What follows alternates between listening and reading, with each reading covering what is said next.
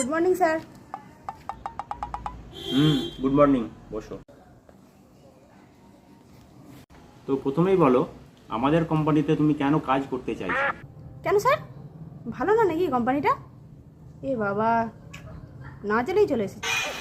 আরে না না, আমি ওটা বলছি না, আমি এটা বলছি যে আমাদের কোম্পানিতে ইন্টারভিউ কেন দিতে এসেছো। ও আচ্ছা আচ্ছা, আমার এখানে ইন্টারভিউ দিতে আসার কারণ আমার বরাবরই ইচ্ছা ছিল আমি খুব বড় একটা কোম্পানিতে কাজ করব, খুব বড় কোম্পানি। কিন্তু বড় কোনো কোম্পানি নিচ্ছিল না, তাই ভাবলাম এখানেই চলে আসি। মানে তুমি এই কোম্পানিকে কি ছোটোখাটো কোম্পানি মনে করছো? না স্যার, আমি আগে অতটা শিওর ছিলাম না। আমি বাইরে সবাইকে জিজ্ঞাসাও করছিলাম এটা বড় কোম্পানি না ছোট কোম্পানি, কেউ ঠিকভাবে বলতে পারছিল না। তাই আমি একটু ডাউটে ছিলাম। তারপর যখন আপনাকে স্কুটারটা নিয়ে ঢুকতে দেখলাম তখন একেবারে শিওর হয়ে গেল। তো বলো, কত বছরের এক্সপিরিয়েন্স?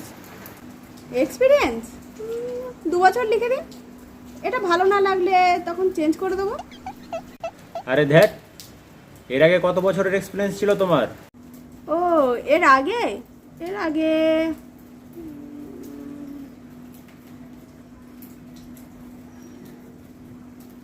স্যার 0 বছর, কোনো এক্সপিরিয়েন্সই নেই।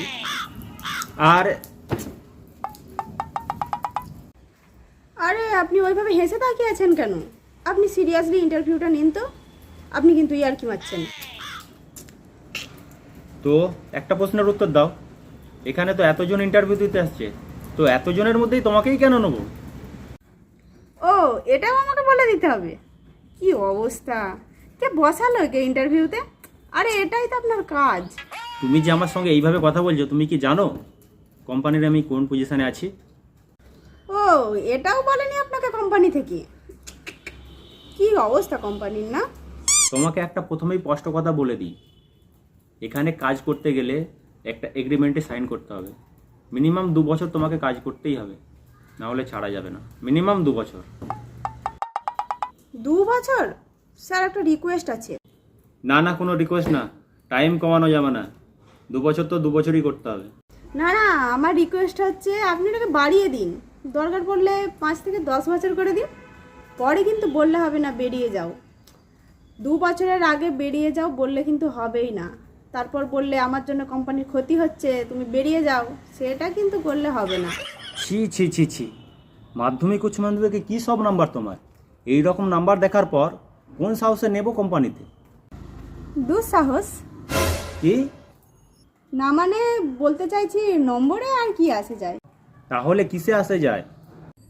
বাসে ট্রেনে? এটা আবার কী ধরনের কোশ্চেন? এটা খুব ইজি কোশ্চেন ছিল।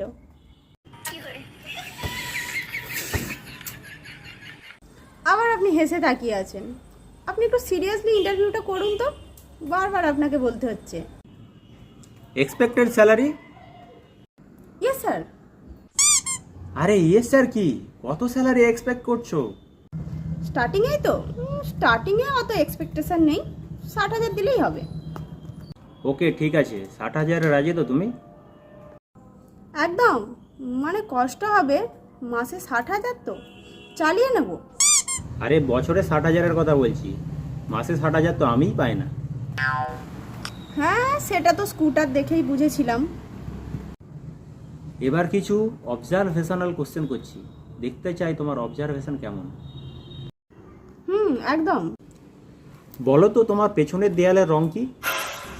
এই না না, এই খেলাটা আমি খেলবো না। আমি ইন্টারভিউ দিতে এসেছি, কত সিরিয়াস একটা জিনিস, আর আপনি রং মেলামেলি খেলা শুরু করে দিয়েছেন। আমি কি রঙের মিস্ত্রি নাকি? এইটা আমি খেলবো না, আপনি অন্য কিছু কোশ্চেন জিজ্ঞাসা করুন। তাহলে তুমি এটা বলো, যে সিঁড়ি দিয়ে তুমি উপরে এসেছো, সিঁড়িতে কটা স্টেপ ছিল? আবার একই টাইপের খেলা। আমি আমি ঝুলে ঝুলে এসেছি। ওপরে আমার একটা বন্ধু এসেছিল, সে একটা দড়ি ফেলে দিয়েছিল, আমি তাই ঝুলে ঝুলে এসেছি। আর দড়িটার রং ছিল হলুদ। এইবার তোমাকে আমি কিছু সিচুয়েশনাল কোশ্চেন জিজ্ঞাসা করছি, কিছু সিচুয়েশানে তোমাকে ফেলবো। তুমি কোম্পানির জিএম, তো তুমি কোম্পানির কি এমন সিদ্ধান্ত নেবে যে কোম্পানি আরও উন্নতি হবে, আরও গ্রো করবে? তুমি বেরো, বেরো, তুমি সাসপেন্ড। রুম থেকে বেরো, রুম থেকে বেরো। এই একটু ভদ্রভাবে কথা বলো। জিএম এর দিকে আঙুল তুলছো? তোমার এত বড় সাহস হয়ে গেছে? এই কোম্পানিতে তোমার আর কোনো জায়গা নেই, যাও বেরাও, রুম থেকে বেরাও। এটা কি করছো তুমি? জাস্ট তোমাকে একটা সিচুয়েশন দিলাম আমি। জিএমকে এত বড় সিচুয়েশনে ফেলতে লজ্জা লাগে না? এই চুপ, যা এখান থেকে বেরো। এ কি অসভ্যতামি, জিএম এর গালে চড় মারছে, অসভ্য কোথাকারে।